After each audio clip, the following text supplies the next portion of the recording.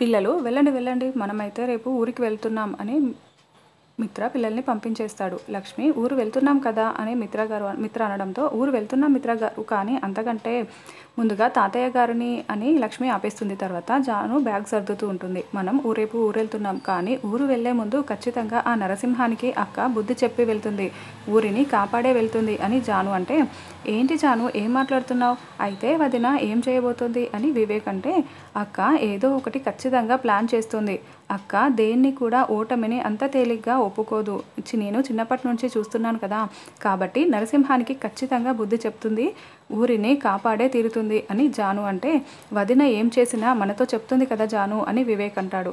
నేను చిన్నప్పటి నుంచి చూస్తున్నాను, అక్క ఏది కూడా ముందే చెప్పదు, ఖచ్చితంగా విజయాన్ని సాధిస్తుంది, నరసింహానికి బుద్ధి చెప్తుంది, మమ్మల్ని చదివించి అక్క చదువుకోకుండా చాలా కష్టాలు పడింది, తను పస్తులుండి నాకు ఎన్నోసార్లు అన్నం పెట్టింది, అలాంటిది తాతయ్యని ఊరిని కాపాడకుండా అక్క ఇక్కడి నుంచి ఎలా కదులుతుంది అనుకుంటున్నావు, ఖచ్చితంగా కాపాడుతుంది, అక్క నాకు తాతయ్యకి ఊరికి ఎన్నో ఇచ్చింది, కానీ మా నుంచి ఎప్పుడూ అక్క ఏదీ ఆశించలేదు, అక్క సైలెంట్గా వెళ్తుంది అంటే నేను నమ్మను అని జాను అంటే, అయితే వదిన ఏం చేసినా మనం తోడుగా ఉందాము, వెనకాలే ఉందాము అని వివేక్ అంటే, అవును నేను కూడా అదే అనుకుంటున్నాను, అక్కను వదిలి నేను ఒక్క క్షణం కూడా ఉండను, అక్కకి అనుక్షణం తోడుగా ఉంటాను, అండగా ఉంటాను అని జాను చెప్తూ ఉంటుంది.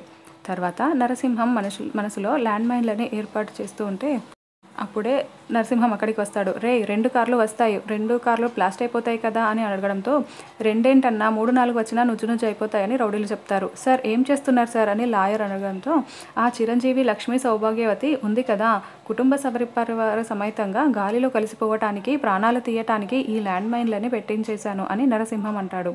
సార్ మీరు జైలుకి వెళ్తారు సార్, పోలీసులు కూడా ఇన్వాల్వ్ అయి ఉన్నారు కదా సార్, చాలా పెద్ద ప్రాబ్లం అవుతుంది సార్ అని లాయర్ అంటే, నేను 2 రోజులు జైల్లో ఉన్నా పర్వాలేదు, ఆ లక్ష్మి నా కళ్ళ ముందరే ప్రాణాలు వదిలేయటం నేను చూడాలి, లేకపోతే నాతోనే పెట్టుకుంటుందా అని నరసింహం అంటే, సార్ ఇంకో కార్లో మనీషా కదా సార్ వచ్చేది, ఆవిడ మీకు శత్రువు కాదు కదా సార్, ఆవిడ ప్రాణాలు ఎందుకు తీస్తారు అని అంటే, శత్రుశేషం మిగలకూడదు, అయినా వాళ్ళ ఇంట్లో ఉంటూ వాళ్ళ ప్రాణాలే పోవాలని కోరుకుంటుంది, అదేం మనిషి, అప్పుడే అర్థం కావటం లేదా అది మంచిది కాదని, కాబట్టి దాని ప్రాణాలు కూడా తీయాలనుకుంటున్నాను, అది చెప్పిన దాంట్లో ఒకే ఒక్క పాయింట్ నాకు ఉపయోగపడింది, లక్ష్మి ప్రాణాలతో ఉంటే ఎప్పటికైనా నాకు ఇబ్బందే, అందుకే ఇలా ఏర్పాటు చేశాను, రేపు మొత్తం అనుకున్నది అనుకున్నట్లుగా జరిగిపోవాలి అని నరసింహం చెప్తూ ఉంటాడు. సార్ మనం ఇక్కడ ఉంటే మనం కూడా ప్రాణాలు కోల్పోయే అవకాశం ఉంది, కాబట్టి దూరంగా వెళ్ళిపోదాం అని లాయర్ అంటే, లేదు లాయరు, ఆ లక్ష్మి ప్రాణాలు పోవటం నేను నా కళ్ళతో చూడాలి, నేను ఇక్కడి నుంచి కదిలే ప్రసక్తే లేదు, ఆ లక్ష్మి పోయిన తర్వాతే ఇక్కడి నుంచి కదులుతాను అని నరసింహం చెప్తూ ఉంటాడు. లక్ష్మీ మిత్ర 2 సూట్ కేసులు పెట్టుకొని హాల్లో ఉండడంతో ఇద్దరు పని మనిషి కాంతం కూడా అక్కడే ఉంటుంది.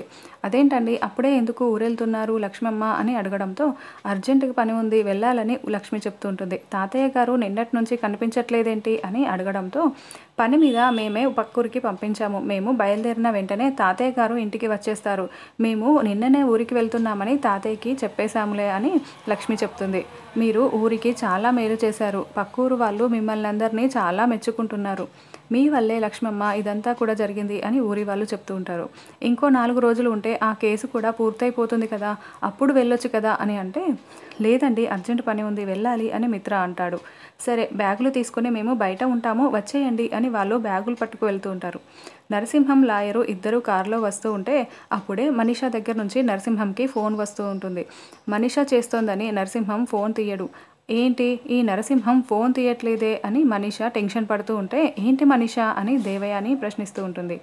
అసలు ఆంటీ మనం ఈ ఊరికి ఎందుకు వచ్చాము, జాను పొలాన్ని జానుకు దక్కించడానికి, అది కాలేదు, ఈ నరసింహం లక్ష్మిని ఏమైనా చేస్తాడంటే అది కూడా కాలేదు, ఇప్పుడేమో మనం ఊరు వెళ్ళిపోతున్నాం, లక్ష్మి ప్రాణాలు పోవాలి కదా ఆంటీ, ఈ నరసింహం ఏమో ఫోన్ తీయట్లేదు అని అంటే, అయితే ఆ లాయర్ ఉన్నాడు కదా ఆ లాయర్కి చెయ్యని దేవయాని అంటుంది. సరేనని మనీషా వెంటనే లాయర్కి కాల్ చేయడంతో, అదేంటి మనీషా నాకెందుకు కాల్ చేస్తోంది అని నరసింహాన్ని ప్రశ్నిస్తూ ఉంటాడు.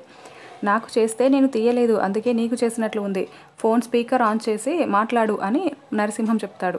ఏంటి ఆ బోడి నరసింహం గాడు ఎక్కడ ఉన్నాడు, ఏం చేస్తున్నాడు, లక్ష్మిని అది చేస్తాను ఇది చేస్తాను అని చెప్పి మాట్లాడి, ఇప్పుడు మేము ఊరు వెళ్తుంటే ముసలాన్ని అడ్డు పెట్టుకొని ఏదో పెద్ద సాధించేసినట్లు తెగ ఫీల్ అయిపోతున్నాడా, హీరోలా ఫీల్ అవుతున్నాడా, చేతులకి గాజులు బొట్టు పెట్టుకొని చీర కట్టుకొని ఇంట్లో కూర్చోమని చెప్పు, ఏంటో పెద్ద అది చేస్తాను ఇది చేస్తాను అని అన్నీ ఉత్తుత్త మాటలేనా అని మనీషా తిడుతూ ఉంటుంది.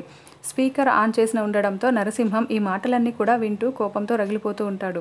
ఎందుకమ్మా మా బాస్ని అలా తిడతావు అని లాయర్ అంటే, ఏంటి నీ బోడీ బాస్ ఏం చేశాడని వీకటానికి మాట్లాడటానికి, ముసలాన్ని అడ్డు పెట్టుకొని ఏం సాధించాడు? లక్ష్మి ఇప్పుడు వెళ్ళిపోతోందని సంతోషపడుతున్నాడేమో, చూస్తూ ఉండు.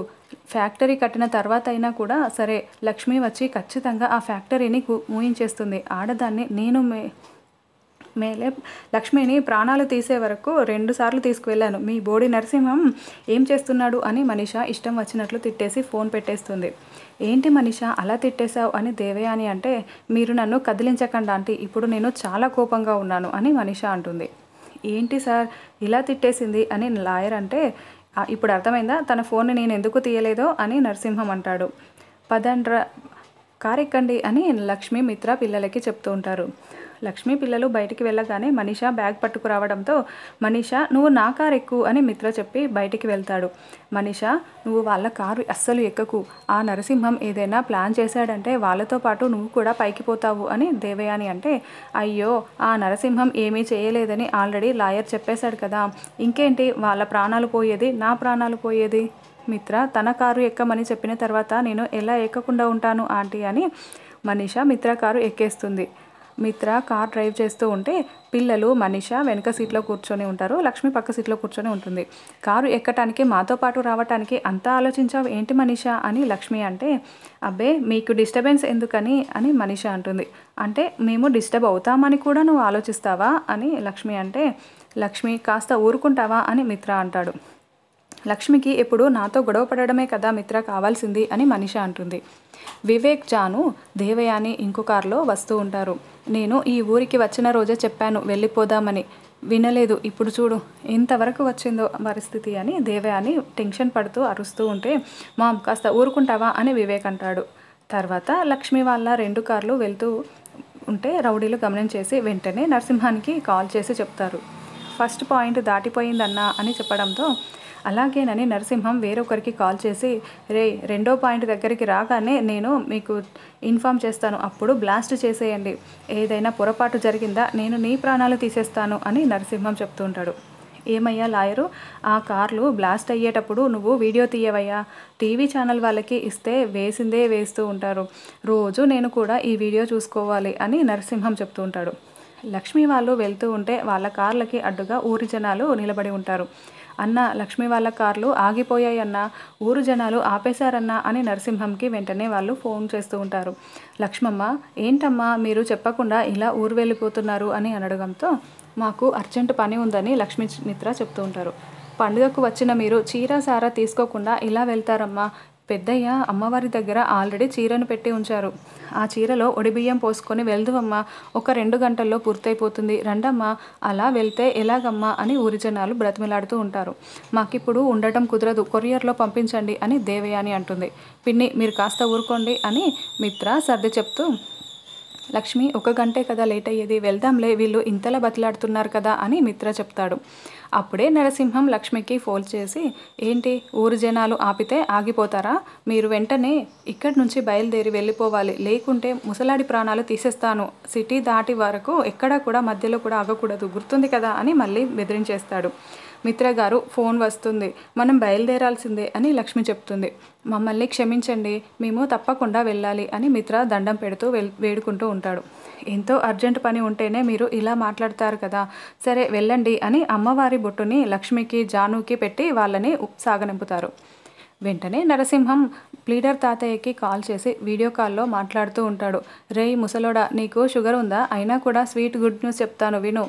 లక్ష్మి అలాంటిది ఇలాంటిది అని చాలా గొప్పలు చెప్పావు కదరా, ఇప్పుడు లక్ష్మి నాకు భయపడి ఊరు వెళ్ళిపోతుంది అని లక్ష్మి కథని నేను ముగించబోతున్నాను అని నరసింహం నవ్వుతూ ఉంటే తాతయ్య కూడా నవ్వుతూ ఉంటాడు. రేయ్ ఎవరు మొదలు పెట్టారు, ఎవరు ముగించబోతున్నారు, అసలు ఇది మొదలు పెట్టిందే లక్ష్మి కదరా అని తాతయ్య నవ్వుతూ చెప్తూ ఉంటాడు. నరసింహం షాకింగ్గా వింటూ ఉంటాడు.